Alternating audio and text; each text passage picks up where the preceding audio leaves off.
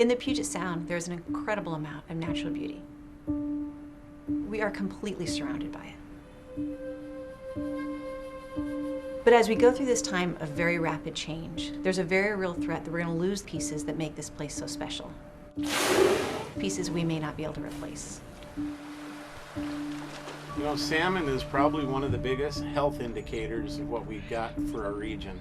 People don't understand how much it defines the region until it's gone. If we lose agriculture here, what is left are unfortunately people that don't know what they lost. Maybe we take for granted when our frosted flakes come from Minnesota. We mean something. Our culture means something. Extinction isn't an option for our people, it is an option for our culture. Over the past 100 years, we've made choices that echo into today. The decisions to change how the river flows, to dam the water, to pave as much as we have. What we're seeing is an ecosystem on the precipice of collapse. This population has seen its numbers reduced dramatically. I think there was a sense historically that because Washington did not have very many people, that you could take and take from this ecosystem and it would always be there for you, because that is how it was. Given the number of people that live in Puget Sound and the number of people that are going to be coming to Puget Sound, we really do have to do things differently. We absolutely have time. But it is going to require us to rethink and to look to each other in a different way. The next 100 years, we're not going to get the same leeway.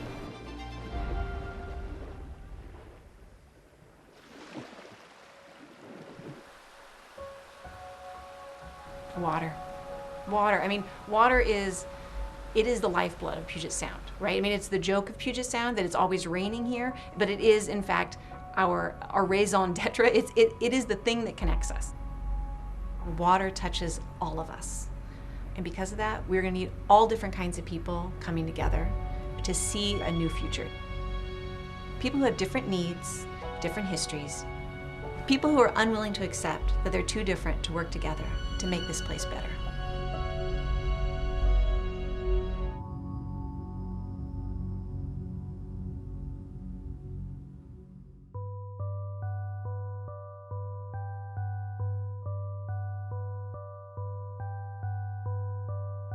There's nothing like it. It's almost like a drug. Every moment away from work, you're figuring out how you're going to get back out in the water and go fishing.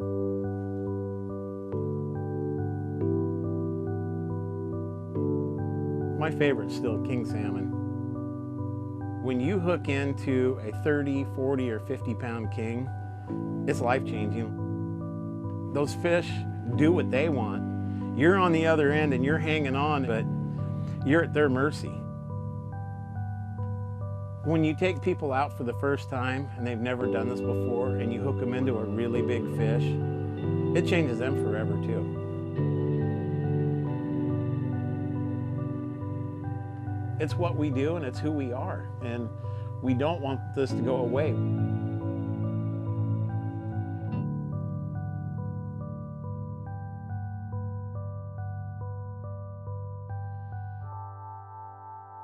It's no surprise that Chinook aren't doing well. 200 years ago, this estuary would have been wide open.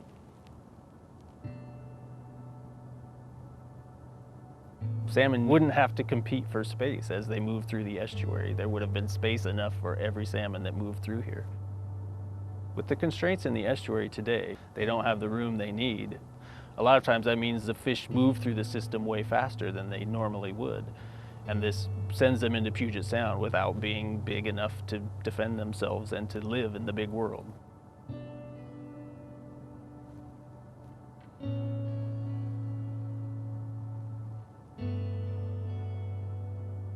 That lack of estuary habitat is the main bottleneck to Chinook survival. Chinook really are a canary in the coal mine, and when we see that Chinook aren't doing well, we know there are problems with their ecosystem. we're losing habitat faster than it's being rebuilt. I spent some time right here in my backyard, Snohomish River system, and I went out and I looked, and I started really looking at how the habitat's connected. And boy, did we break it. I mean, it's so obvious once you look at it. We got a lot of things that really need to be cleared up and fixed.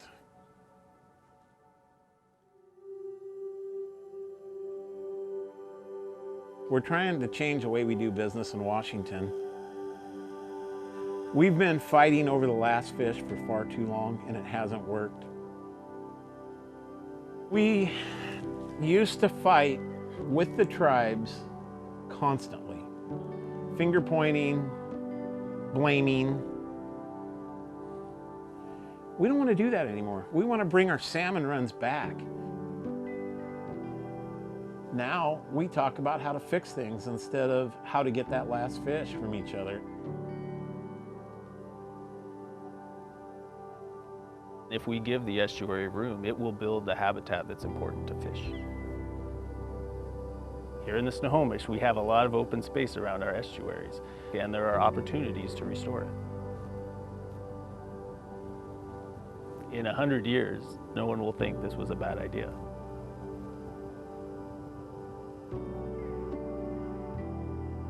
We need to have the conversations with the tribes, with the agricultural community, with fisheries people. If we aren't working together, I don't think we're going to get there. You know, it's really easy to demonize somebody if you don't get to know them. When you bring them in and set them at the table and they start to work together, that goes away. The reason I do all this is because I want my kids and my grandkids to be able to fish. There's nothing more enjoyable than that, than to take off, go out on a boat, and go out there and go fishing. We don't want this to go away. We want to see it get better.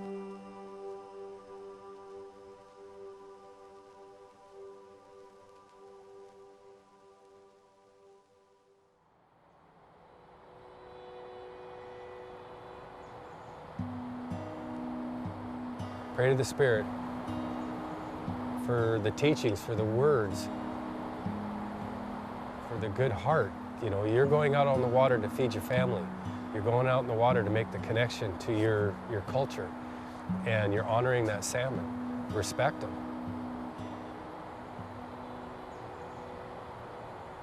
That's what I did this morning before my feet hit the ground. I was saying my prayers. To be out here on the water, to me, is a huge connection to my ancestors. It's a connection to who I am.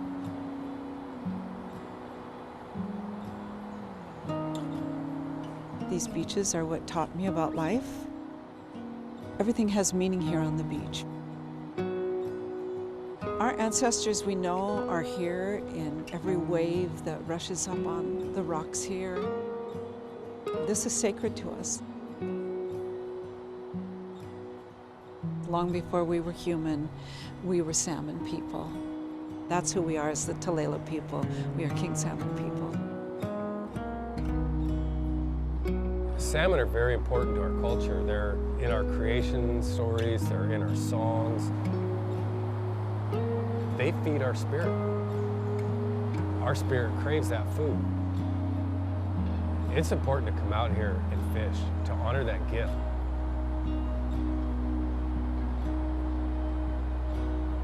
I hope that my grandkids and my great-grandson inherit water and the mountains, the ability to fish in this bay right here. If you don't have someplace to live or can't find a connection to your land and your water, you're lost.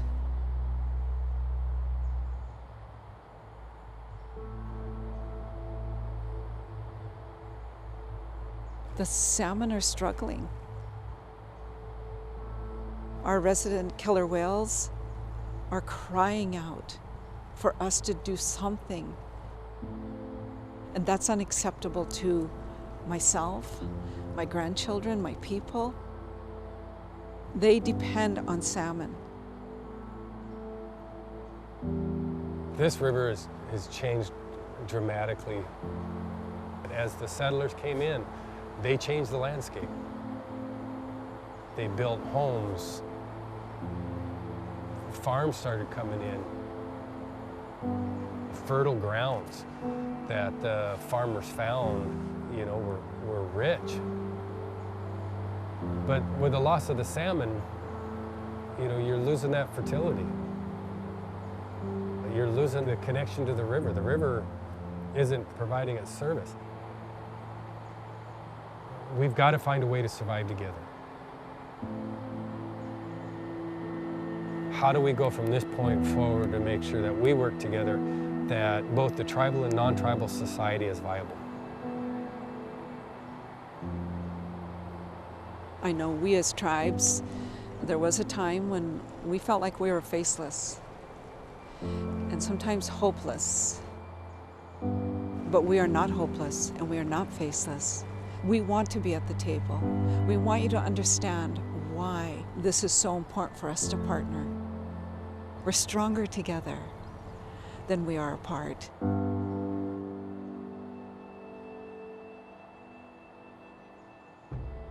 Our culture means something. Extinction isn't an option for us. We have a lot of things in common with the agricultural folks. I hear what they're saying. They want a viable industry. They don't want to be pushed out. We want to be viable too. We want to be a sustainable culture. And we both have the same thing that we're trying to get to. We're just on the other side of the road. We've got to realize that we have a lot of common things together, that we can work together, that it makes those hard times a lot easier to work through.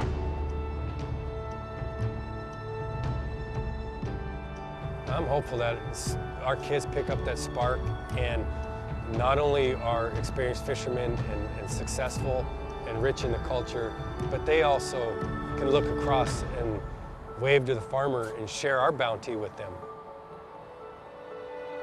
Because they're stewards of the land as well. That's why it's important for us to work and find a win-win for us all. Not just for tribes, but for everyone in Washington State, so that we do have a whale to see, and we do have salmon to eat, and all the things we love. And really, the time is now. We can't wait.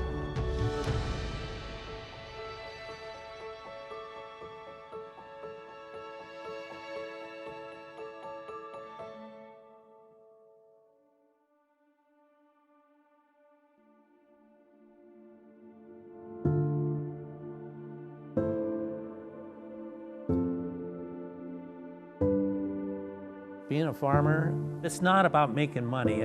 It's more of a way of life. Just getting your hands in the soil, it does something to you. If I could say, what do you do for a living? I'd say I was a land steward.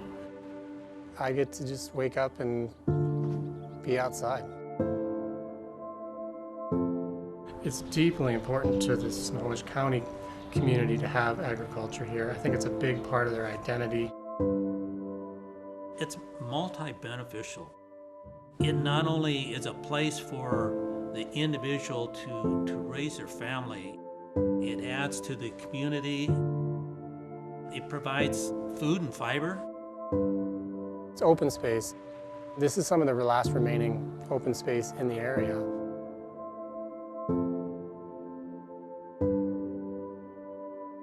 During these times of plenty, we just take it for granted that we can get all this food from Kansas or wherever else.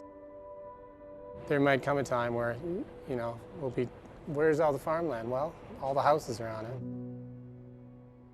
There are many challenges facing us today. In this area here, some of them because of the encroachment by development. You know, some of them are weather related.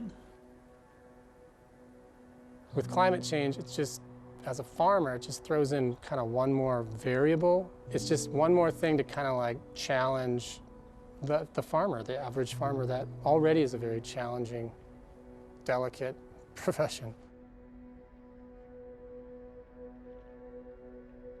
I would hope to continue to see farms and farmers in my area and in the Snohomish River Valley. And then I would hope to see more fish, more salmon runs. Yeah, I would love to see them both. As far as the loss of the fish, some of it has been related to farming activities in the past. But we're finding out how we can improve our farming, and a lot of those things we're overcoming them. Our industry and what we do is much more beneficial to the wildlife and the fish than the alternative out there.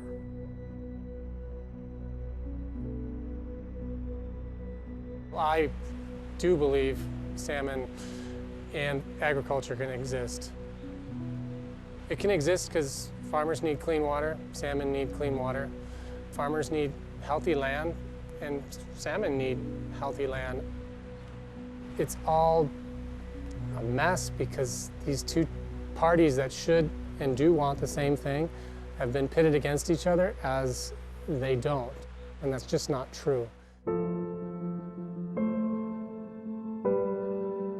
We need to figure out how we can obtain what we all want and be able to walk together and get there jointly instead of, well, I'm going to go this way. If you sit down and have dinner and good conversation with someone, you develop a little bit of a different rapport, and you learn to respect where they're coming from, and all of a sudden, hey, I can sit down and work with you on the same page. But as long as we don't sit down, we're clueless. We think it's me against you. Everything's got to coexist. You got to look at the overall picture. And ag is part of that.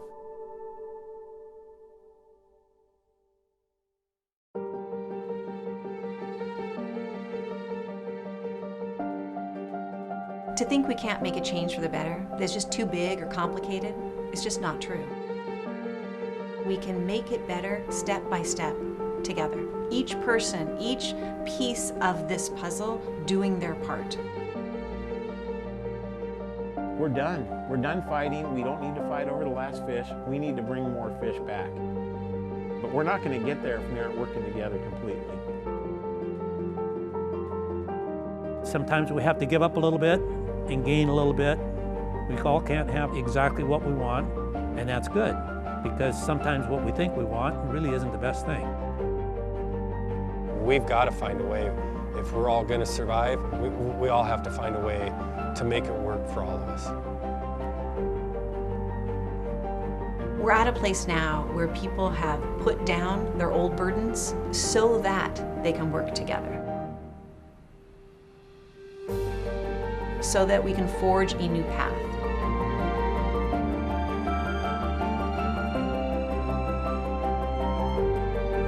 That burden is the assumption of what the other person is.